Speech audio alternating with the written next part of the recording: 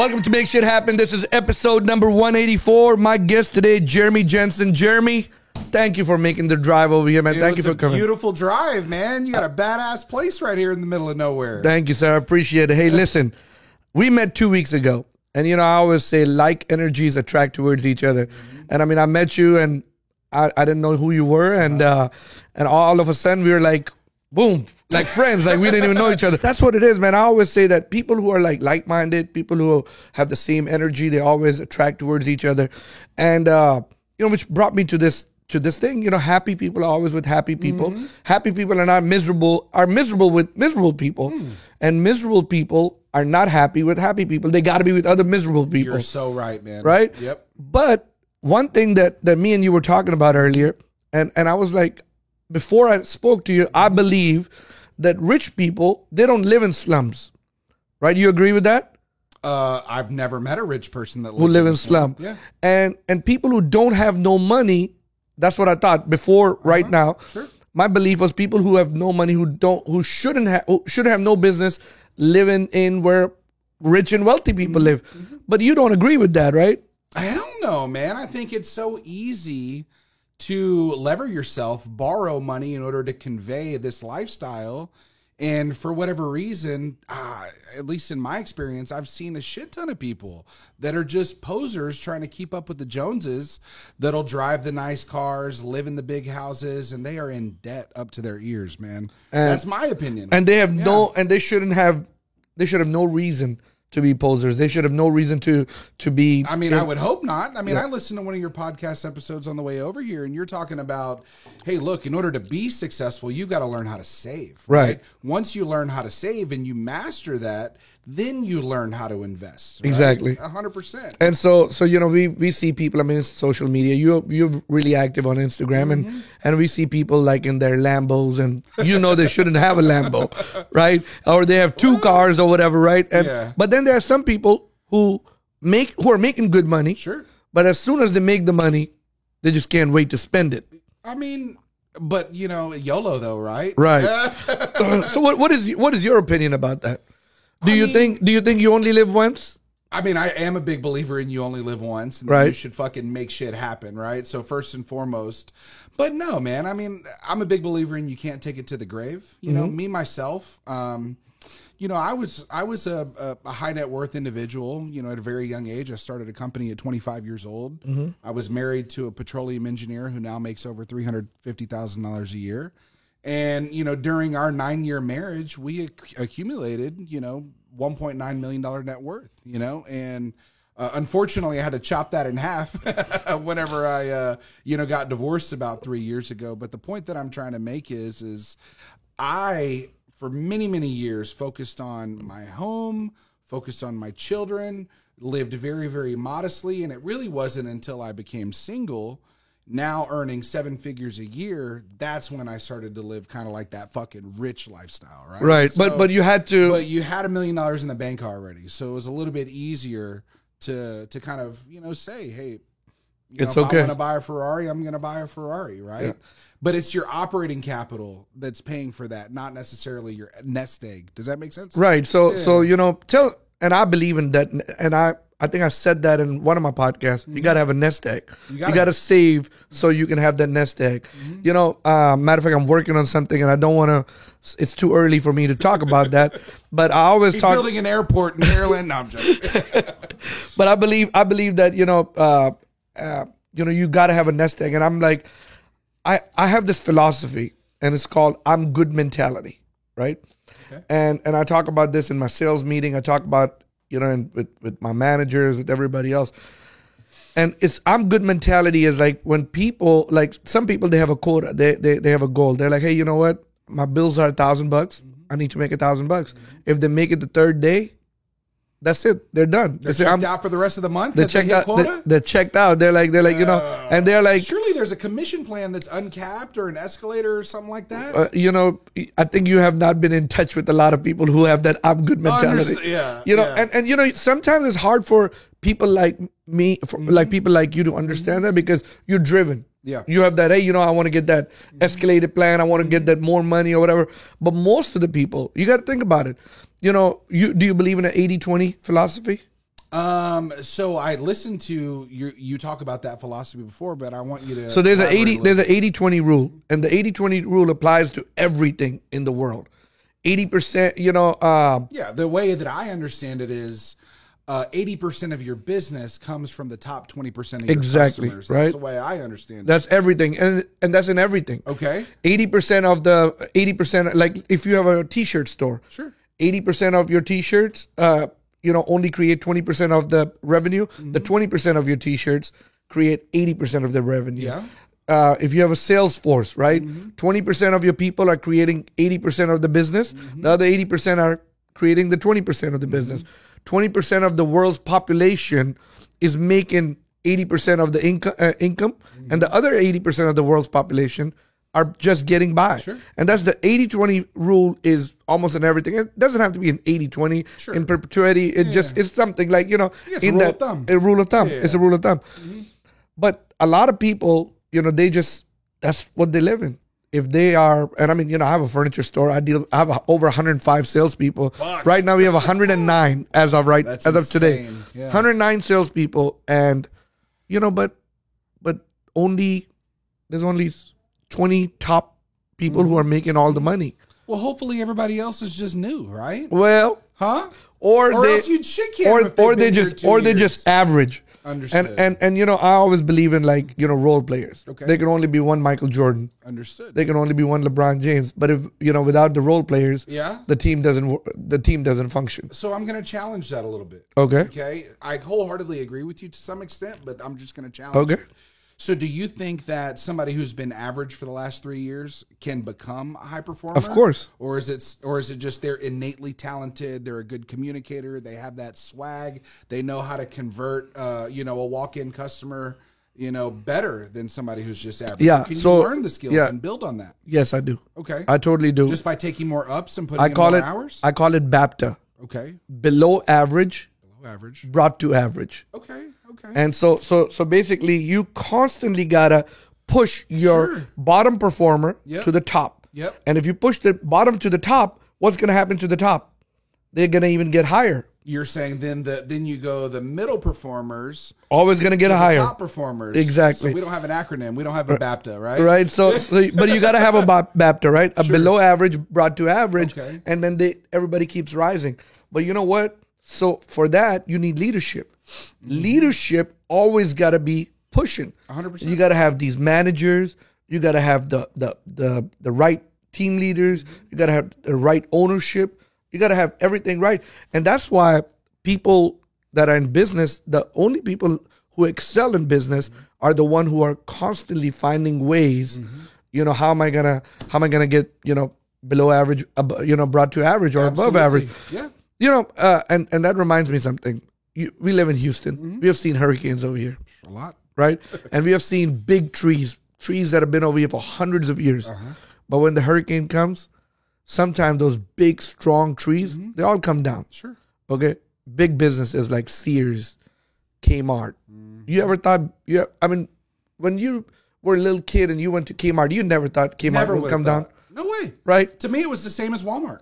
Or Montgomery Ward. Yeah. Oh, I'm not old enough for that, bro. But you were not. I'm sorry, you were I know not. Foley's, though. I'm sorry, Yeah. Foley's. I mean, but think about it. J.C. Penney's. I mean, who's struggling right now. Yeah.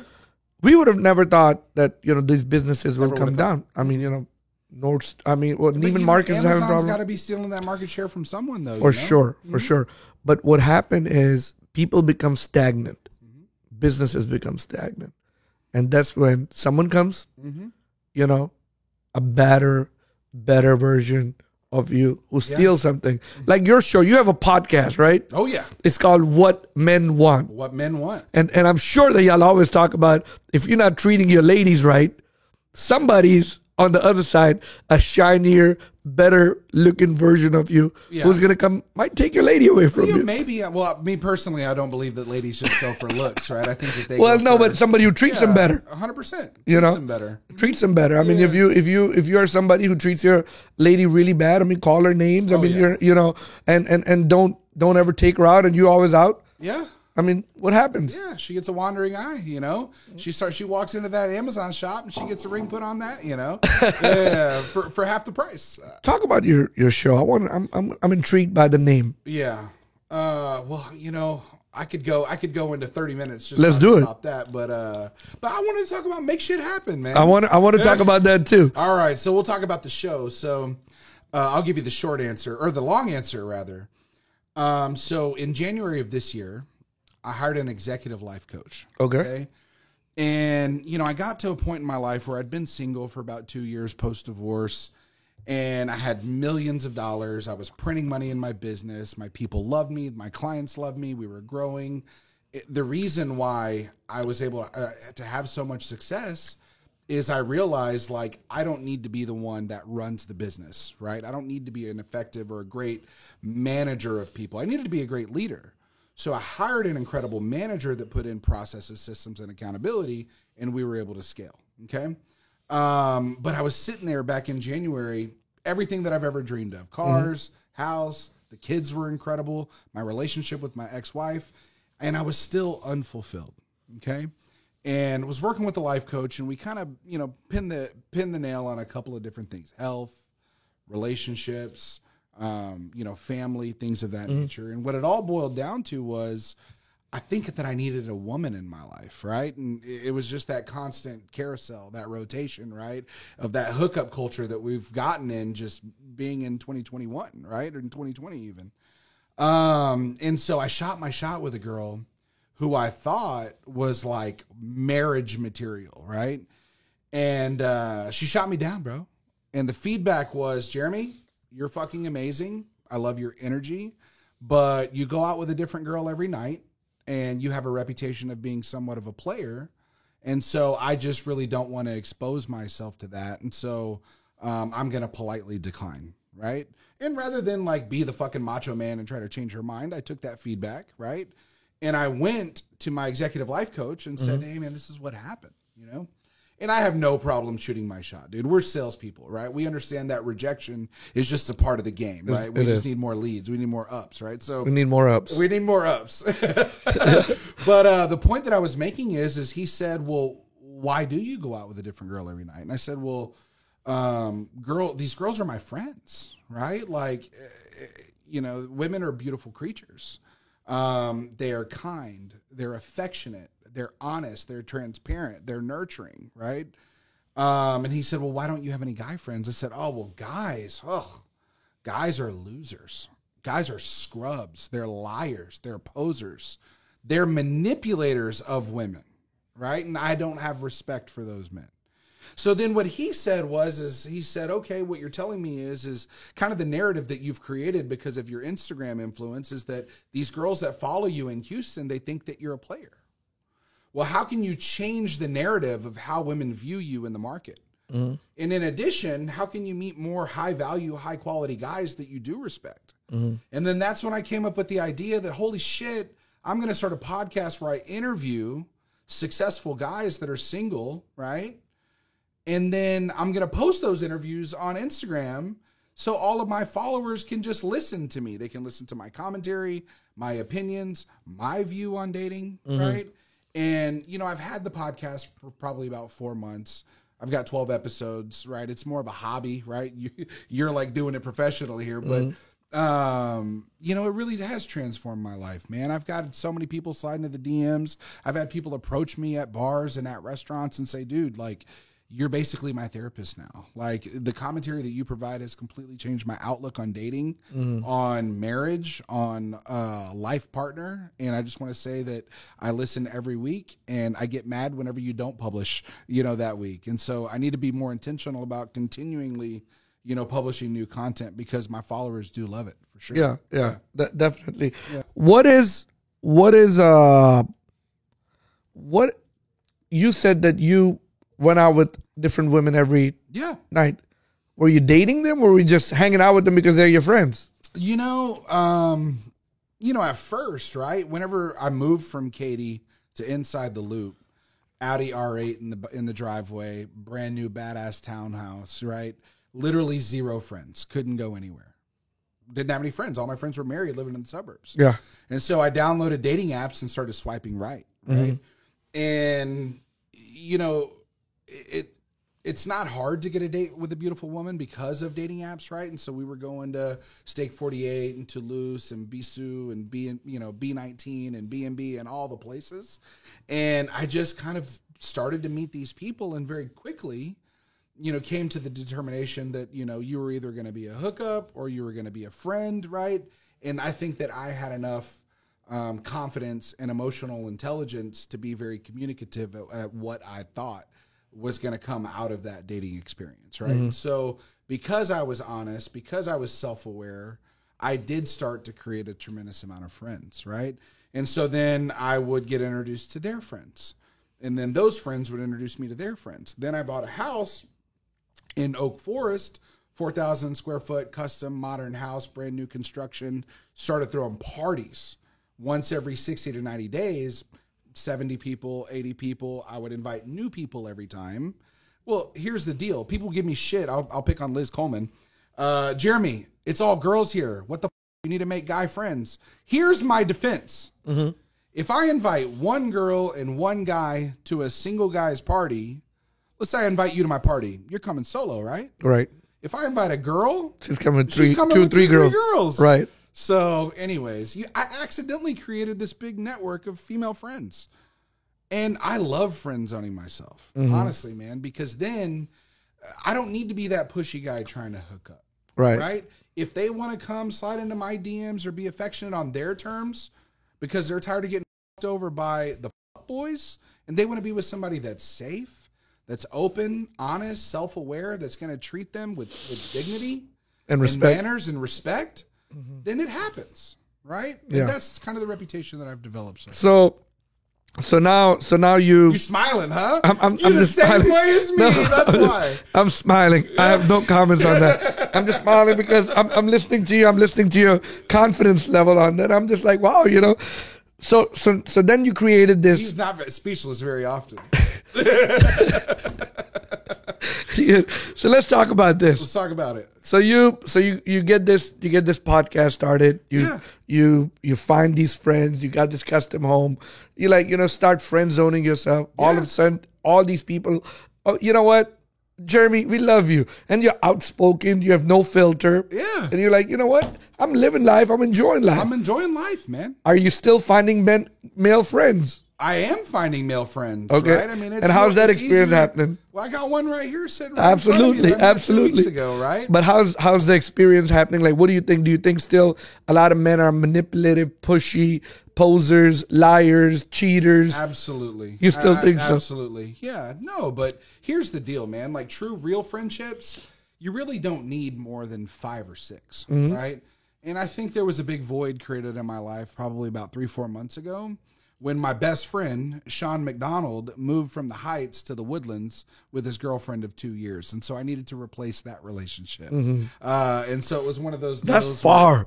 I know, bro. It's so far. I'm going to make Sean listen to this. From Heights to Woodland. Yeah, and he was a legend in the Heights, man. Yeah. He was a legend. At one point in time, I was bored. I was putting my kids to bed one day, and I was laying down in my son Luke's bed, and I opened up Instagram, and I go to his, and I counted.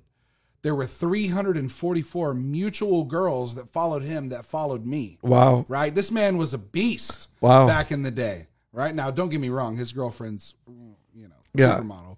But I went and looked at it the other day, and he had 1,000 less followers, and there was only 60 mutuals, and it was he had taken everybody out. I think that she made him take everyone out. Or maybe Sean is in love and he took it out himself. He's 100% in love. And he just took it out himself. Which is highly likely, but of course I'll talk shit. No, that's fine. Let's respect Sean. So, all right, let's talk about your business. I want to talk about business, okay? And you said that you generated this, you created this business, and all of a sudden you decided that, hey, you know what? I don't need to be an everyday manager. 100%. I need to be a leader. And then you found a manager, and you put systems and processes in place. And I'm a big believer in systems and processes, obviously. right? And a lot of people think I don't work. A lot of my employees don't think I don't work. A lot of people think I don't work. Yeah, okay, they don't think I show up to work any day. But I have system and processes. I don't need to go to my stores every day because I know what's going on. I know my numbers, and I know what everything goes on. And business, as a true businessman, I read this book, and it was called Built to Sell. Okay. I read it in 2013. I still remember we were driving to San Antonio, and for Thanksgiving, and I was reading the book, and I'm a bad reader. I can't read, but that book was so good. I'm too ADHD. I read the whole book, that same day. I mean, it was not a big book, but I mean, I read the book, the whole book, the same day. I couldn't get away from that book. And it's called Built to Sell. It was really good. It changed my life. And one thing that is said in the business: don't work in your business, work on your business. Right? I'm a true believer of that you got to work on your business for you to succeed. So when you said system and processes, it really kind of intrigued me. And so why do you think system and processes, I mean, in one businessman to another businessman, for people that are listening, why are system and processes so important? Well, I'll kind of explain where I was, man. I started the company in 2010. We kind of rebranded, from a lead generation company to an executive search firm in 2013. And it was a good lifestyle business, man. I was doing about $1 million in revenue, taking home about $500,000 after all expenses and all our employees. And I thought I was successful, and one day we had just had our third child. We took a road trip to my ex-wife's, family in Georgia, and 3 kids under 4 years old on that road trip. Right. I mean, there was a lot of fucking stress, dude. And on the way back, we brought up the D word, divorce. And, I called a buddy of mine that I met through Vistage, which is like a peer-to-peer executive advisory group. And at the time, he's 29 years old. He was a director of sales and operations for a managed IT outsourcing company. And I was bitching, man. I was like, dude, I'm going to leave her. This is ridiculous. And he talked me off the ledge a little bit. And he said, let's go grab a beer. I said, man, I don't want to grab a beer, dude. I got 3 kids. We just got home from a road trip. I got to tuck them into, I got to give them baths. I got to read them a book. I got to get them in bed because I wanted to be a good dad, even though I grew up with a single mom, didn't have a dad. And he said, okay, I'll come over around 9 o'clock. We'll just hang out on your back patio, right? And so on that back patio, I'm venting about the stress, man. Oh, shit, dude. My recruiters are lazy. They take 2-hour lunch breaks. They're doing coke off their desk, right? All this stuff. Like, it is a shit show at Encore Search Partners. He said, damn, Jeremy, you must be losing a lot of money. So what are you talking about, dude? I made $500,000 last year. He said, what the dude? What if you actually put in processes, systems, accountability, right? He goes, then what could you create? And I said, well, I don't know how to do that, man. I started my company. I was 24, 25 years old. I was a general manager of a Pizza Hut before that. Like, what the fuck? He said, I'll do it. I said, I think you make too much money. He goes, give me to 160 first year. And so I structured a comp plan where I got him a 6-figure base and variable comp, right, tied to growth. And so Scott came on board as our vice president at the age of 29 years old.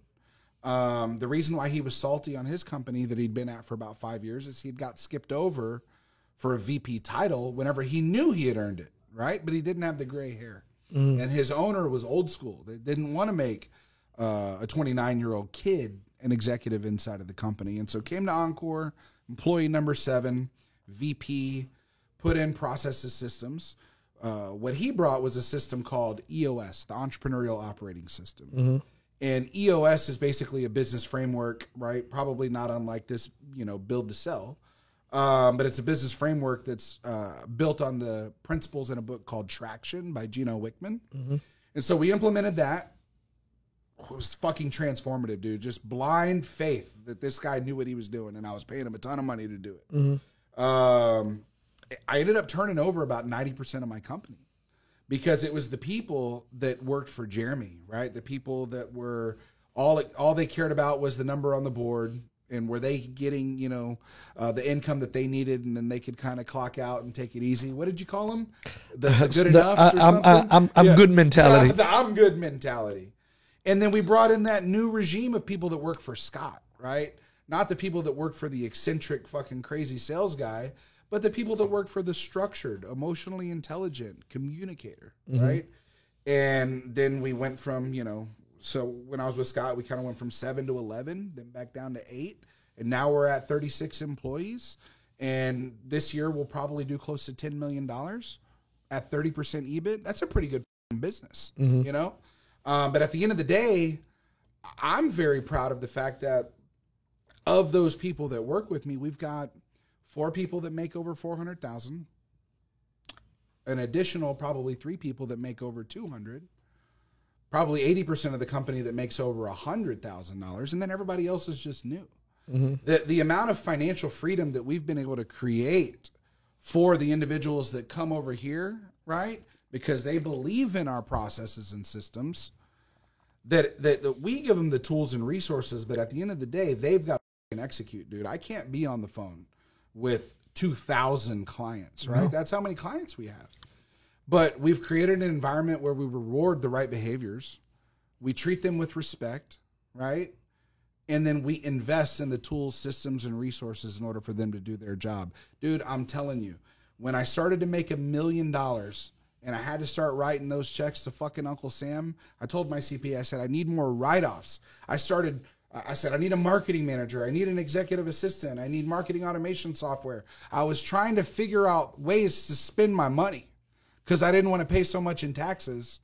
And then I put in all these systems that ended up making me more money. Isn't that crazy?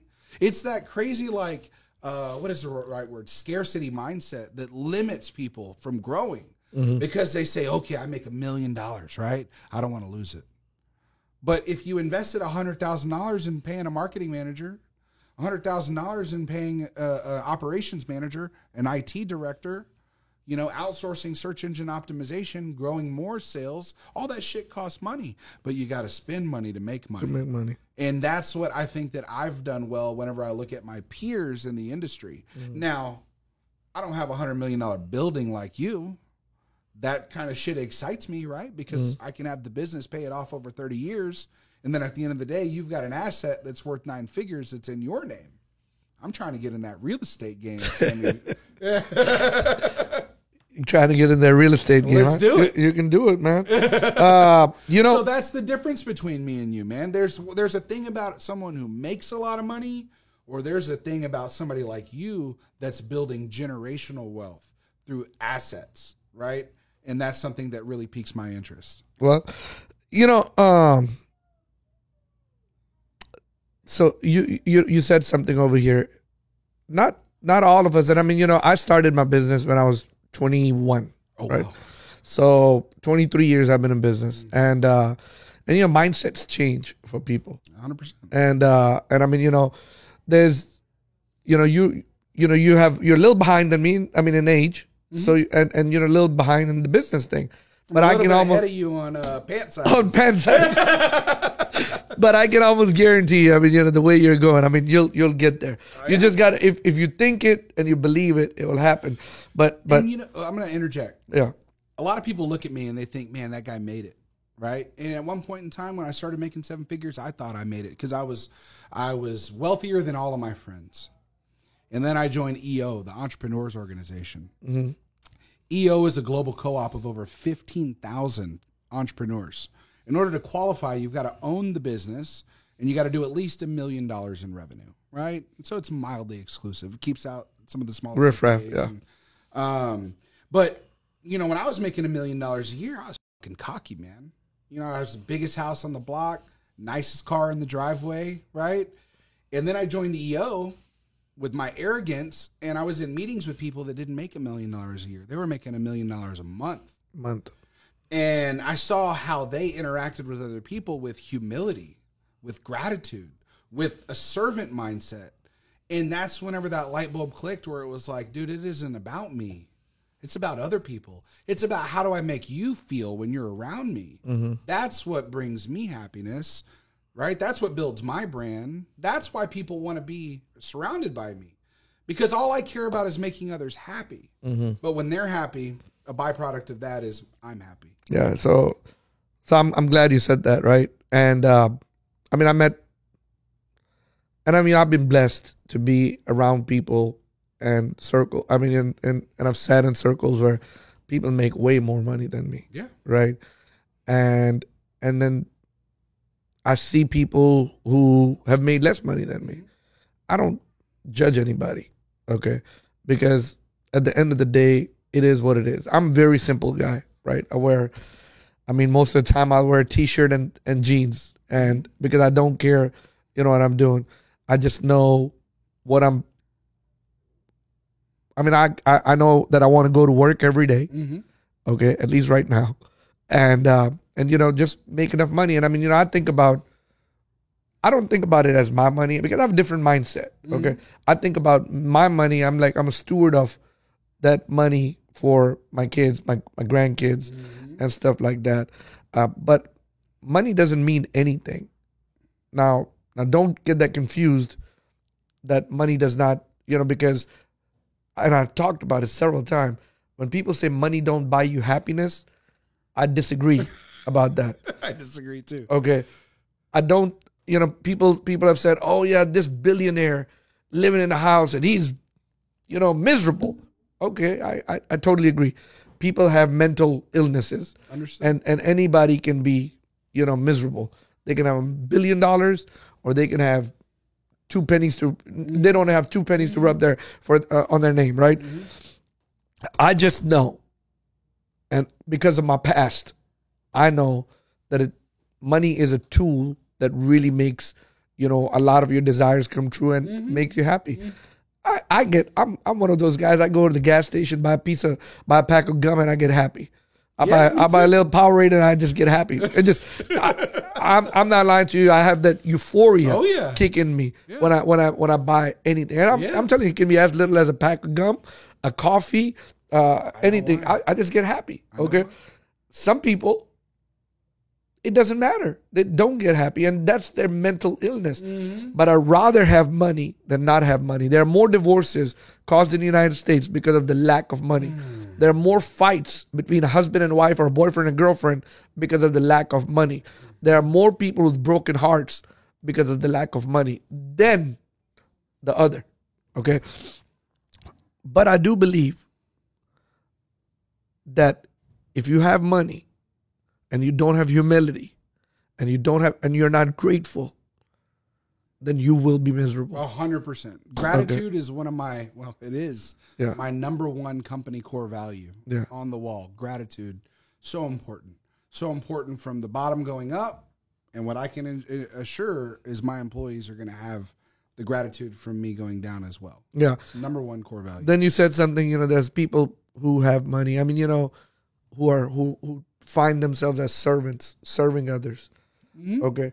And there's, I believe in the principle of giving. Because when you give, it makes a full circle. 100%. Come back to you. Oh yeah. And it can be given to anybody. I don't judge, if you are in desperate need or if you're in need, I want to help. I want to give, I want to lend you a helping hand.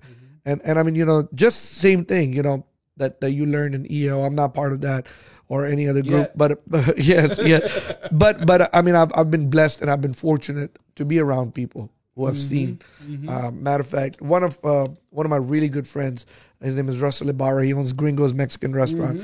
I've always tell him, I'm like, man, this guy has a heart of gold. He has. My president is a buddy of his. Yeah, he has great business. People go over there, but Russell, and I've interviewed Russell over here. He's so humble, and he'll take his shirt off his back just to give it to you.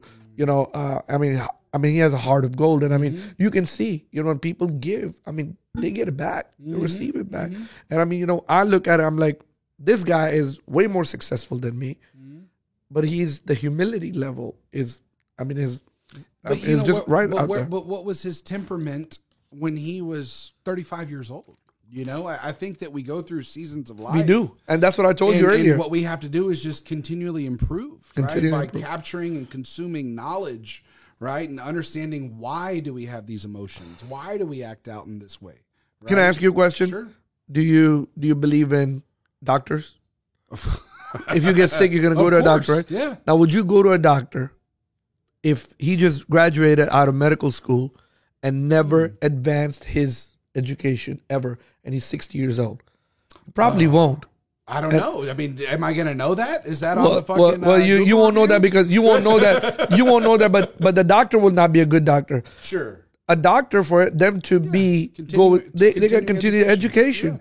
Yeah. A lawyer, they continue the education. 100%. Any licensed, any kind of skilled person, CPAs, they continue. Architects, everybody. So if they continue the education, and you're in business or you're in life, why shouldn't you continue your education? Why shouldn't you learn every day? Why shouldn't you go through the seasons of life? Why shouldn't you develop yourself? So this is why 25-year-old girls should date 38-year-old guys, right? Because we've already learned so much. We've continually educated ourselves. Is that what you're saying? You know, I listened to this guy on Instagram. His name is Aaron Marino. Yeah. Right? And Aaron has a rule. How old is the girl? Oh, I already know the rule. Okay. Half your age plus 7. Plus 7. So you got that. Come on, bro. Okay, so. I'm one of the co-authors of that. You're the co-author. So 25 doesn't fit in your age group. 26 or more, baby. You're right. 25 and a half. 26 or more. So no 25-year-old for you. There you go. Okay. So what is next for you in your business? You know, the next thing for me. First of all, sure. Scott's still with you. Yeah. And what is Scott's role today? So Scott is our president. So he oversees finance, HR, IT, and operations. I own on our accountability chart business development and marketing. And then we've got division VPs and division leaders that run each individual P&L, right? And so we've got an executive VP that runs our wealth management recruiting group. And then we've got a director that runs our legal recruiting group. Awesome. The other groups I personally manage. So how long was this that Scott came to you? 8 years? 5 years and 2 days. We just celebrated his 5-year anniversary. Oh, nice. Yeah. So 5 years ago, man. And he came, we were doing about $1 million.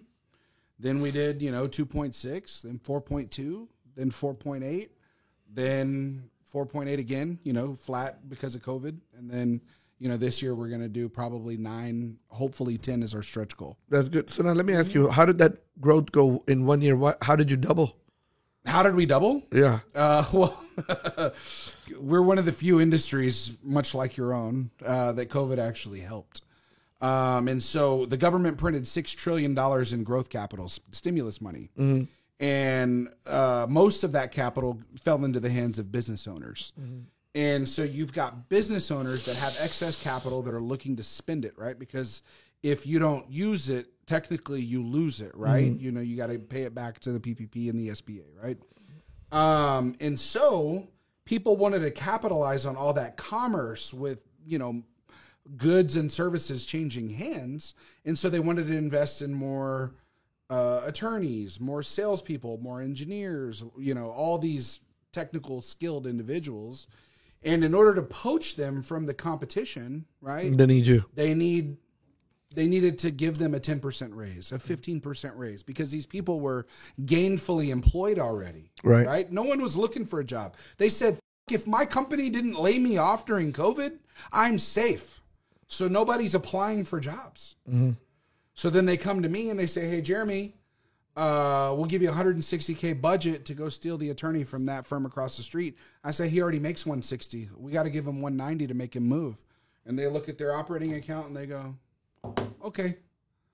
Then I poach them for $190 and they pay me 25% of that. That's our fee. As a brokerage fee. Yeah. Yeah. So I'm one of the few industries that COVID actually helped. Yeah. So that's good. Hey, cheers to COVID, right? No, I'm not cheersing to COVID at all, bro. Edit that out, Angel. Edit that out. So, and you let's go back cheers to COVID. Cheers I'm to gonna have hashtag Sammy Z.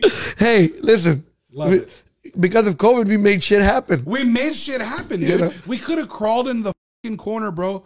My revenue took a 40% hit one quarter. Q2 last year, 40% down versus 2019, right? Yeah. It was a punch in the gut. We didn't go out of business, and thankfully we got PPP round 1 to keep everybody employed. Yeah. But, dude, I could have crawled into the fetal position and started crying. These 10 years that it took me to build this successful business was evaporating, right? Right in front of everybody's eyes. Doubled down, dude. Yeah. I transferred people. Hey, we're not doing engineers anymore. We're doing attorneys. We're not doing, oil and gas anymore. We're recruiting wealth advisors because the stock market is doing really well. We were agile. We continually improved. We cross-trained individuals. Yeah, that made $180,000 a year before, maybe they only made 60 grand that year, but their rent still got paid. Their wife didn't divorce them. And then they're right back, 2021, right back on track. Right back on track. So you said you started your business at 23? 25. Yeah, I wasn't as swag as you. At 25. It's not swag. I just had to do something, man. Yeah. But okay, so you went to you're a college dropout. You went to U of H. How many years did you go for? I went for cumulatively 4 years, but I was working full time. I was a general manager of Pizza Hut. I went from 15 hours a semester down to 12, down to 9. So I never finished. So we got something. 83 credit hours. We got something in common. Yeah. I went to school for 3 years. Yeah. Never graduated. Yeah. Yeah. So went to U of H too. Me too. I mean, I graduated. When I graduated out of high school, I had a 3.5 GPA. Yeah. I went to college. I had a hard time passing classes. Yeah. Because we're too ADD, dude. Well, my problem was I met too many girls. Okay. Okay. First year of college and couldn't focus. Then I focused, but it was too late. Then I had to work because I had to work. That's just what it was. I was not getting my school paid. Long story, another story, but sure. I had to work. Yep. I was raised by a single mom who had me at 16 years old. Yeah. She was working at the Elizabeth Arden counter in Dillard's, making $19,000 a year when I was in high school, man. So you talk about I had to fucking make something happen because nobody was handing me anything. Yeah. That's it. So yeah, we got shit in common right there. So Jeremy, what's next in your business? What is your goal? What is your 5-year goal? Say, hey, what do I want to do? In business first, and then as a person second. Yeah, absolutely. So business, we want to continue to open up a new division every 18 months. And we're right at that point where it's time to hire another division leader to help us commercialize in the public accounting space. And so my executive VP, Casey Knight, runs a business unit that does about $5 million in revenue. I have a director over our legal recruiting group. They'll do about $2.5 million in only her second year. And then my practice area, energy and industrial, will do anywhere from 2.5 to 3.5 this year. And so we want to hire that division leader that can commercialize a new business. And then we really only need to do 1 million more in revenue in each business unit every single year. I have no desire to continue to double-digit growth every year, right? Yeah. But if each division can add 1 million, right? And today we have 3 divisions. Next year we'll have 4. That's going to get us from 9 million to 13. Then we're going to go from 13 to 18. Then from 18 to 24. You see what I'm saying? Because we're starting new business units and we're growing organically from there. So that's my goal, right? Hire another division leader and commercialize a new business in the public accounting space. As far as personal, man, I got a big, long list of notes from my work that I do with Michael Anderson with the Diker Group. He's my executive life coach. And, you saw me limping in here 4 weeks ago, bro. I had ACL meniscus surgery on my left knee. And then I also had labrum and rotator cuff on my right shoulder. I weigh 270 pounds. For the last year, I've just made excuses. I got a torn fucking ACL. What am I supposed to do? I can't jog, right? Oh, man, my fucking shoulder hurts. I can't lift. All I made was excuses, bro. You know what Michael said? No more fucking excuses. You're getting the surgery. Well, I'm going to miss work. Surely they need me at work, right? Bullshit, dude. That's the lies that we tell ourselves. It's because we're scared. We're scared to be the best version of ourselves. You know why? Because life is easy when you just float around, when you just try to be happy all the time, right? And then I realized that I had a real fucking mental problem because I needed to edit the photos before I posted them. Yeah, I didn't care that I was fat. Didn't inhibit my ability to pull hot girls.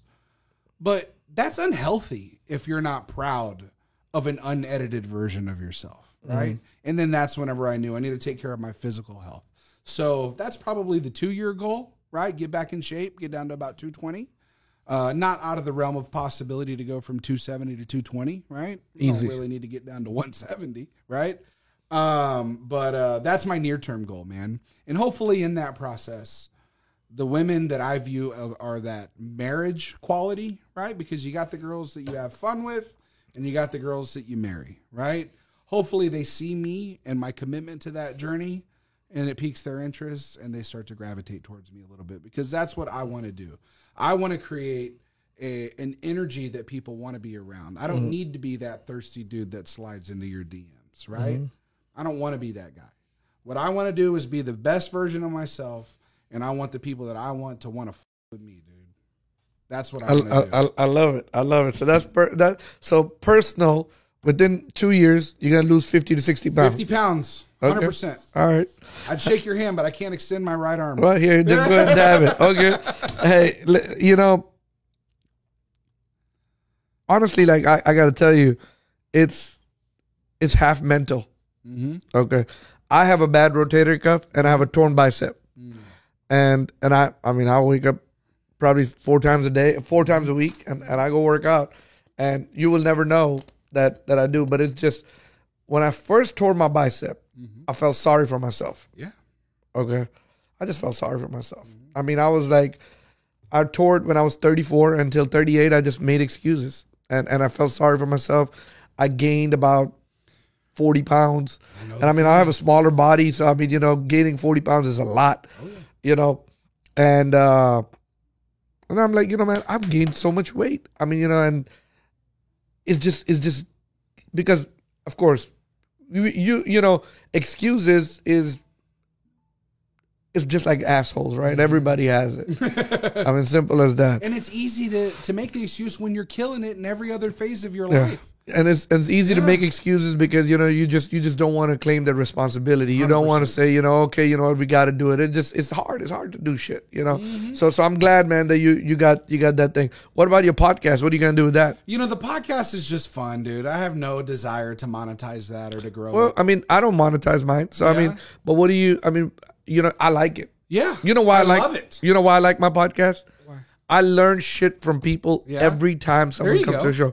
There's something that people might say, and it might be a whole hour interview, but you might say something, one little thing, and it inspires me. Okay, like in yours, like what we are talking about, just like exactly what you just said, that inspired me about, you know, about making a change in yourself, about, you know, your people in the EO. I mean, that's very, you know, I loved it. Absolutely. And I mean, you know, just little bitty things, and it's basically, you know, like I say, everybody should advance in their life, right? Everybody should be learning.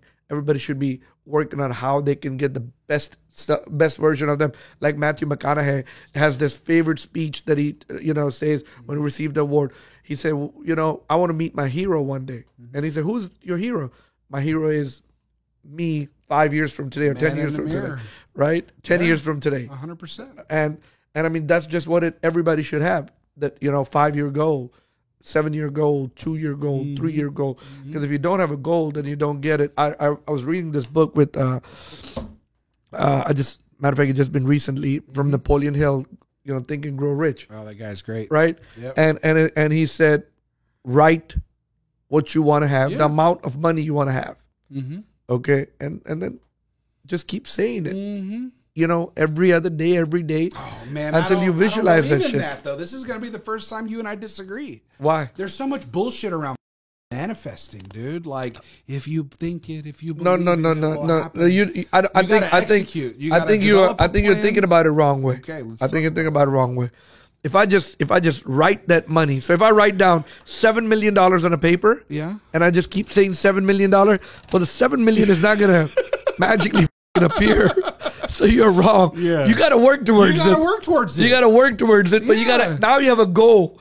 You're working towards the $7 million. But if I just say $7 million, $7 million, $7 million, it's not going to go. Listen, money does not have ears. And no, I'm sorry. Money does not have mouth. Money cannot talk to you. But money definitely have ears, and it listens to you. Okay? And if you ask for money, money comes to you.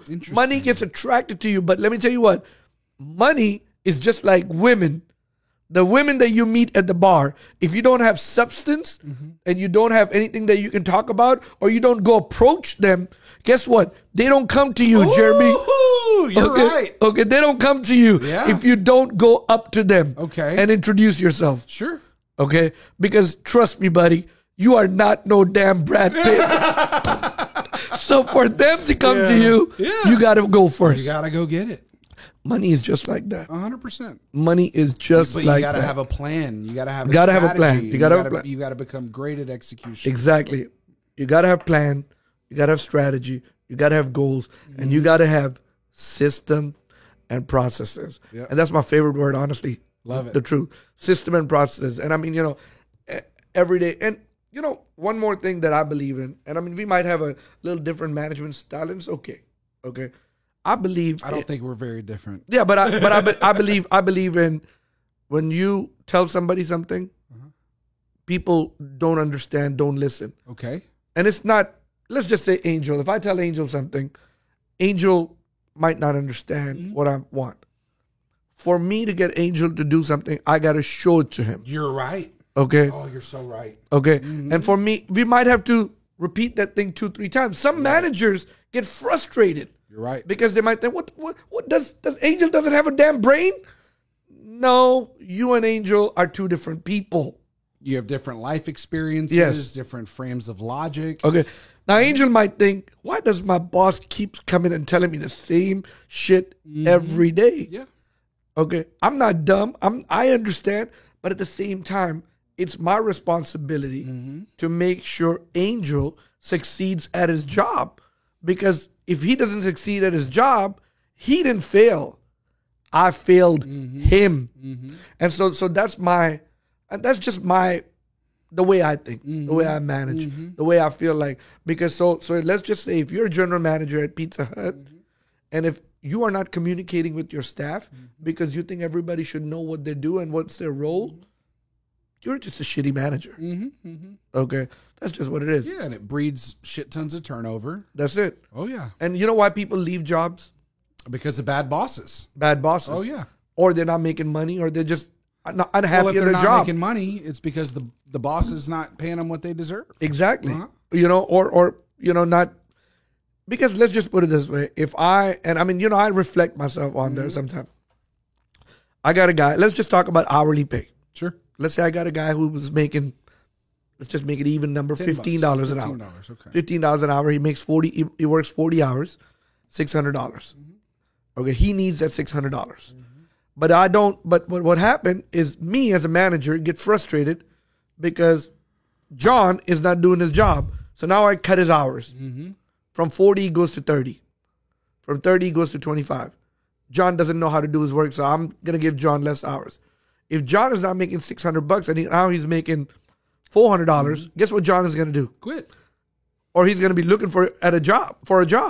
Or he's gonna be looking for those 5-finger discounts in your warehouse. Exactly. One of the three, right? Yeah. And neither one is good. And I always say it's not the employee, it's the manager, it's the boss, it's the leader. So I feel like I want to make sure that I'm involved with every aspect, and I explain the job right. I write the system and processes. Yep. Because if I don't, they didn't fail me, I failed them. I say everybody should do the same.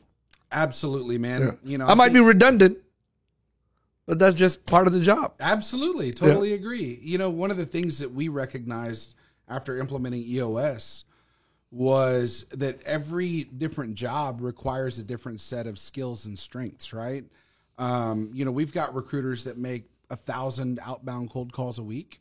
We've got other recruiters that make 100, right? Because they do more internet research and things of that nature, right? There's no one way to skin a cat. And when you were talking earlier about, you and Angel have different styles, and just because he didn't understand or does it differently than you, that's the wrong way, right? In recent years, I've found that I don't even want to show people how to do it, right? And say, this is the way that you do it. What I'd rather do is say, this is what we're looking to accomplish, right? This is the logic on why people buy. These are the tools that we utilize, okay? This CRM, this database, this email marketing automation software, these email templates, this Microsoft SharePoint where these training videos are, right? This is the way that I do it. Here, you go run with it. As long as you know what we're looking to accomplish and we share the same mission, we share the same vision, and we have the same values, and we get the same results, you're going to get the same results. 100%. I don't give a fuck how you got there. Yeah. Just get there. Just get there. Yeah. Just get there. That's it, man. Amen to that. And, man, I wish you much more success. I honestly think I love the title of your podcast. It's Everybody's Not Brave to Do It. I mean, I'll admit I'm not brave to do it. Okay. You don't want to get canceled, huh? No, I mean, I just don't want to do it. You're right. I don't want to get canceled. Sure.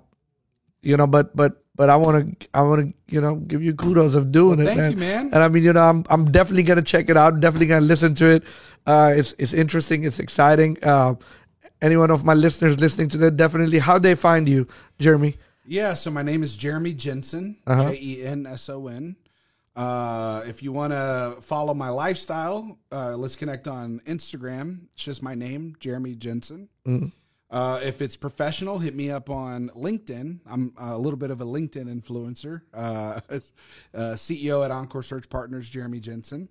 And then if you want to listen to the podcast, it's called What Men Want. And it's the only podcast with that name. I was pretty surprised whenever we created it about 4 months ago. But, Nice. We've only got 12 episodes today. And you might want to start in the middle, right? Because I got a little bit better as we started to do it. But it's a lot of fun, man. And I'm going to be recording a new episode this Thursday. So. Awesome. We can keep going for a long time, but I want to be respectful of your time. Sure. And before we end the podcast, I always ask my guests these 3 questions. Yeah. And let's just say you happen to live 100 years old, and you wrote books, you recorded a bunch of podcasts, YouTube videos, became a major influencer. Yeah. But they come to the room and they say, "Hey, Jeremy, it's time to go meet your creator. Go on to the next universe." Okay. And they say everything that you recorded has been erased. Oh, shit. And you got to take of it. You cannot leave anything over here. Okay. But here goes a pen. Here goes a pen and a paper. Write 3 things down. 3 things that you're leaving to the future world, your future generation, just for the future. It can be 3 anything. 3 ways to live life, 3 truths, 3 keys to greatness, 3 things that every man should be, or every woman should be, or every human being should be.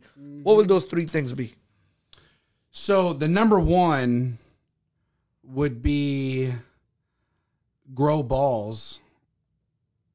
And that's really it. Right? Expand on it if you don't grow mind. balls. If you want to shoot your shot with that girl, Uh-huh. if you want to start that business, right? If you want to rectify the relationship with your mother or your father that's been damaged, grow some balls, right? It's not going to do it itself. You got to make it happen, right? So courage, right? So that would be the first one, right? Grow some balls. Number 2. So, number 2, be grateful. That, like I said, that's my number 1 core value. There have been months where I've made $500,000. There have also been months where I've lost $100,000, right? Money comes and goes. But if you're ungrateful, if you're a miserable human, if you leave a bad taste in the mouths of others, right? That's irreparable damage that you create, right? So be grateful, right? Show your gratitude to others, right? But then to that same token, you should expect gratitude from others. And then the third one, no one's ever asked me these before. I would say the third one, if I were to impart some wisdom on future generations, it would be, I got it. Spend all the money you make in your 20s. Spend all the money. Spend all the money you make in your 20s. Okay. Because if you are ambitious and you're a high earner, right? For me, okay, I married a petroleum engineer, and we were printing money in our late 30s or late 20s and early 30s. But you're building a family. I couldn't go out and buy a Lambo and put it in the driveway. I couldn't go to Bora Bora for 2 weeks. I couldn't buy my wife a Birkin bag, even if I could afford it. It was unreasonable, right? And so I wish that I would have spent all my money instead of just focused on being a saver. I would have had way more life experiences in my 20s. I wish I'd traveled. I wish that I had, that 1968, Camaro SS convertible, right? I'd wish that I had more designer things, right? Now I'm making up for lost time now that I'm divorced at 37 years old. But I think that if I would have gotten all that shit out of my system whenever I was younger, I probably would have been a little bit more disciplined at weeding through the tough times, because those tough times do always come in a marriage, right? Mm-hmm. And so that's one of the things. Spend all your money on whatever brings you happiness. If it's designer, if it's travel, if it's family, right? So spend it on what makes you happy. In your 20s. In your 20s. Because you're earning and you're building in your 30s. In your 30s. So spend the money that you have in 20, live your life in the 20s, and grind in the 20s. So don't start a family in 20s. No. Okay, good. Crazy. Start your family in 30. Absolutely. Especially if you're a man. Absolutely. Before I let you go, I have this philosophy. I feel like a man does not become a man or mature enough until they are in their late 30s. Do I have to be mature in order to answer this question? Go ahead. No, I don't know. So what do you think? What do you think? I think there's different elements of maturity, right? Yeah. I mean, there's downlines on maturity. There's humility. There's self-awareness. There's gratitude. All of these things are sub-entities of maturity. I would say that, compared to my peers at 30 years old, I was very mature in business. Mm-hmm. I had a tremendous amount of business acumen and social acumen. But I lacked maturity whenever it came to humility, right? I was very arrogant. People perceived me to be selfish. And that is a very immature characteristic, right? I'm 37 now. I'm going through a phase where I'm dating young girls and I'm having fun. And I think the reason why I'm dating young girls is because I don't want to get married, within the next 4 to 5 years. I want to have fun. Mm-hmm. But with that being said, I've got a lot of growing up to do. And I don't think that you can truly be mature until you're in love with yourself. You're in love with that version of the person that you see in the mirror, right? Spiritually, physically, emotionally, vocationally. And then I think at that point in time that you can bring a very mature mindset to every single facet of life. Love it. Hey, Jeremy, thank you so much, man, for being over here. Thank you. I mean, I think my audience is going to love it. You're very entertaining. You have a great radio voice. Yeah. So, I think this was a good one, and I appreciate your time. Thank you, man. Appreciate it. Awesome. Thanks for having me out. Thank you.